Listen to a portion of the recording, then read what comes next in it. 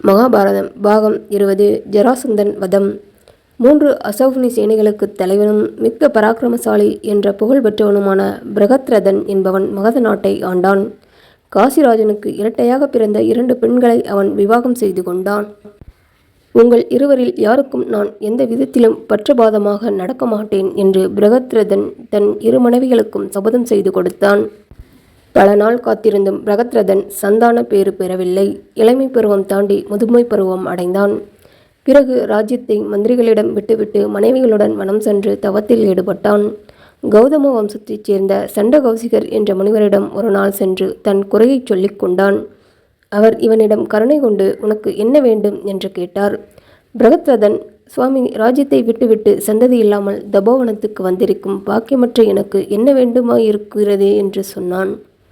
முனிவர் இந்த சொல்லை கேட்டு மனமிறங்கி தியானத்தில் ஆழ்ந்தார். அப்போது மரத்தடியில் இருந்த அவர் மடியில் ஒரு மாங்கனி விழுந்தது.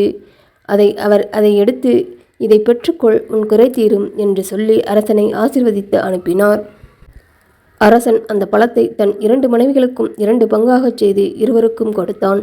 பற்றபாதம் செய்ய மாட்டேன் என்கிற பிரக்திச்சையை காப்பாற்ற இவ்வாறு செய்தான். அவர்கள் இதை உண்டபின் சில நாள் கழித்து கர்ப்பம் தரித்தார்கள். காலத்தில் பிரசவம் ஆயிற்று. ஆனால் 2 மனைவிகளும் மனம் நொந்து முன்னைவிட அதிகமான துயரத்தில் ஆழ்ந்தும்படி நேரிட்டது. குழந்தைகளுக்கு பதில் ஒரு தேகத்தின் 2 கூறாக ஒரு மனைவி ஒரு கூறும் மற்றொரு மனைவி இன்னொரு கூறும் மாம்பழத்தின் 2 கூறுகளைப் போல் பெற்றார்கள்.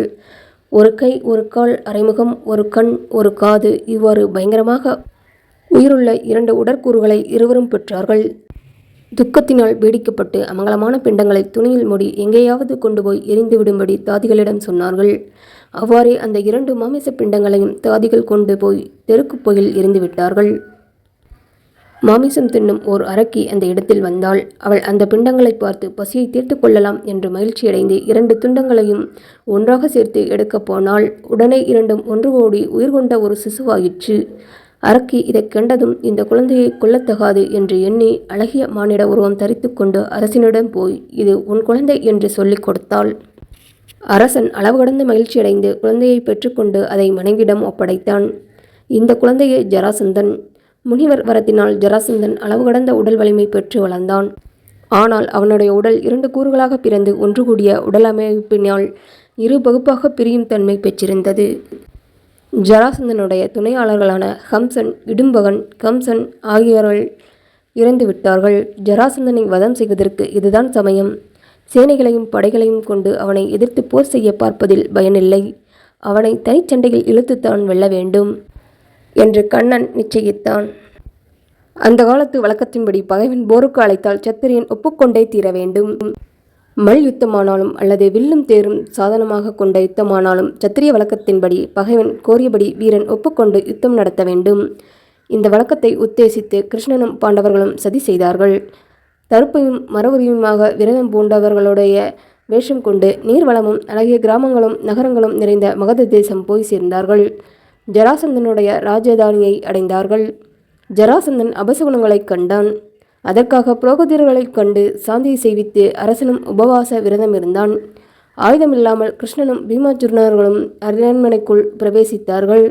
ஜராசந்தன் யாரோ உயர்குலத்து அதிதிகள் வந்தார்கள் என்று எதிர்கொண்டழைத்து வழக்கப்படி மரியாதை செய்து சுபவாதம் என்றான். பேசினால் பொய் சொல்ல வேண்டி நேரிடும் என்று அதர்மத்துக்கு பயந்து பீமனும் அர்ஜுனனும் தங்கள் எண்ணத்தை வெளிப்படுத்தாமல் மௌனமாக இருந்தார்கள். கிருஷ்ணன் அரசனுக்கு சமாதானமாக இவர்கள் இருவரும் இப்போது ஒரு விரதம் எடுத்துக்கொண்டிருக்க காரணத்தால் பேசவில்லை. நடு இரவு ஆன பிறகுதான் பேச முடியும் என்றான்.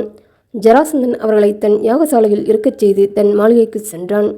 பிறகு ஜராசந்தன் நடு இரவில் வந்து மறுபடியும் அவர்களை கண்டான். எந்த வேலையானாலும் உயர்குலத்தைச் சேர்ந்த சாதனங்களை அவர்கள் கௌரவப்படி கண்டு பேசுவது ஜராசந்தனுடைய வழக்கம். ஆகையால் நடுநிசியில் வந்து தனக்காக காத்திருந்த அகதிகளைக் கண்டு விசாரிப்பதற்காக வந்தான். அவர்களுடைய நடத்தையைக் கண்டு ஜராசந்தனுக்கு சந்தேகம் தோன்றிற்று. அதன்பின் கைகளில் வில்லின் நான் உறைந்த காய்ப்புகளையும் மற்ற சத்திரிய சின்னங்களையும் கண்டு கொண்டான். உண்மையைச் சொல்லுங்கள் என்று ஜராசந்தன் கேட்க, அவர்களும் நாங்கள் உன் சத்ருக்கள், உடனே யுத்தத்துக்கு ஆயத்தமாவாய். எங்கள் 3வரில் யாருடன் வேண்டுமானாலும் உன் இஷ்டப்படி தீர்மானித்து சண்டை செய்யலாம் என்றார்கள். வந்தவர்கள் 3வரும் யார் என்று தெரிந்து கொண்டபின் ஜராசந்தன், கிருஷ்ணா, நீ இடையர் குலத்தில் பிறந்தவன். அர்ஜுனனோ சிறுவனாக இருக்கிறான். பீமன் தேகபலத்தில் புகழ் பெற்றவன். ஆகையால் அவனுடன் யுத்தம் கோருகிறேன் என்று சொல்லி உடனே பீமனுடன் கைகளையே ஆயுதமாக கொண்டு மல்யுத்தம் செய்யும்படி அழைத்தான். பீமன் ஆயுதமின்றி நின்றபடியால் ஜராசந்தனும் அவ்வாறே ஆயுதங்கள் எதுவுமின்றி மல்யுத்தம் செய்ய தீர்மானித்து அழைத்தான். பீமனும் ஜராசந்தனும் ஒருவரை ஒருவர் எட்டிப்பிடித்தும் தாக்கியும் 13 நாட்கள் ஆகாரம் இல்லாமலும் இரவும் பகலும் யுத்தம் செய்தார்கள். 14வது நாள் ஜராசந்தன் களைப்புற்று தயங்கினான். இதுதான் இவனை வதம் செய்ய வேண்டிய சமயம் என்று கிருஷ்ணன் பீமனை தூண்டினான். உடனே பீமன் ஜராசந்தனை தூக்கி 100 முறை சுற்றி கீழே போட்டு கால்களை பிடித்து உடலை 2ஆக கிழித்து போட்டு கர்ஜித்தான். கிழிபட்ட 2 பாகங்கள் உடனே தாமாக ஒன்று சேர்ந்து கொண்டன. ஜராசந்தன் மறுபடியும் உயிருடன் எழுந்து பீமனுடன் யுத்தத்தை தொடர்ந்தான். இதை கண்டு பீமன் ஏக்கமடைந்தான். என்ன செய்வது என்று தோன்றவில்லை. அந்த சமயம் கிருஷ்ணன் ஒரு புல்லை எடுத்து 2ஆக கிழித்து கால் மாறி போட்டு சமிக்கையாக காட்டினான். பீமசேனன் உடனே இதன் பொருளை அறிந்து கொண்டு மறுபடியும் ஜராசந்தனை 2ஆக கிழித்து அப்படியே போடாமல் கால் மாற்றி போட்டு எறிந்தான். கிழிபட்ட துண்டங்கள் ஒன்று கூட முடியாமல் உயிரற்று கிடந்தன. ஜராசந்தன் மாண்டான். சிறைப்பட்ட அரசர்களை விடுவித்து ஜராசந்தனுடைய குமாரன் சகாதேவனுக்கு ராஜ்யாபிஷேகம் செய்துவிட்டு கிருஷ்ணனும் பீமார்ஜுனர்களும் ஊர் திரும்பினார்கள். அதன்பின் பாண்டவர்களை எதிர்ப்பவர்கள் யாரும் இல்லாமல் திக் விஜயம் செய்து ராஜசூய யாகத்தை சிறப்பாக நடத்தி வைத்தார்கள். யுதிஷ்டிரன் ராஜாதிராஜன் என்கிற பதவியை அடைந்தான். அப்போது கூடிய ராஜசபையில்தான் அவமரியாதையாக நடந்து கொண்ட சிசுபாலன் கிருஷ்ணனால் கொல்லப்பட்டான்.